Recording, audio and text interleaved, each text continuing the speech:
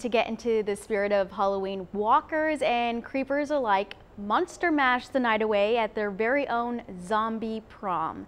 The event was free and open to everybody at La Retama Central Library. It included a night of music by DJ Easy. The community was able to enjoy many activities like face painting, a showing of the classic zombie movie Night of the Living Dead, and even a zombie costume contest. This benefits everyone in the community. All of our programs are free and open to the public. It lets them come in to the library to see all of the different things that we offer. We try to do these fun themed programs for them. This was just one of many programs the library holds. They also do various programs throughout the year for kids or anybody really.